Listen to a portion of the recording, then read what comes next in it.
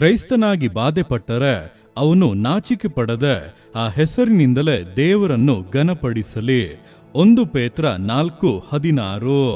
ಪ್ರಿಯರೇ, ಈ ದಿವಸಗಳಲ್ಲಿ ನೀವು ಕ್ರಿಸ್ತನ ಮೇಲೆ ನಂಬಿಕೆಯನ್ನ ಇಟ್ಟು ಆತನ ಮಾರ್ಗದಲ್ಲಿ ನಡೆಯುತ್ತಿರುವ ಕಾರಣದಿಂದ ಅನೇಕರು ನಿಮ್ಮನ್ನ ಹಗೆ ಮಾಡಿ ದೂಷಿಸಿ ಇಲ್ಲಸಲ್ಲದ ಆಪಾದನೆಗಳನ್ನ ಹೊರಿಸುತ್ತಾ ಪ್ರತಿನಿತ್ಯ ಬಾಧಿಸುತ್ತಾ ಇರುವುದಾದರೆ ಅದರ ವಿಷಯವಾಗಿ ನಾಚಿಕೆ ಪಡಬೇಡಿ, ಇಲ್ಲ ದುಃಖ ಪಡಬೇಡಿ.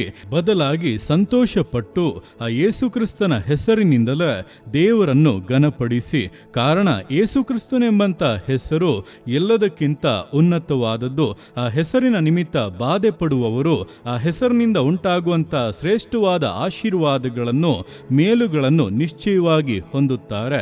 ಆದ್ದರಿಂದ ಈಗಿನ ಅವಸ್ಥೆಗಳನ್ನು ನೋಡಿ ಸೋತು ಹೋಗದೆ ಧೈರ್ಯವಾಗಿರಿ.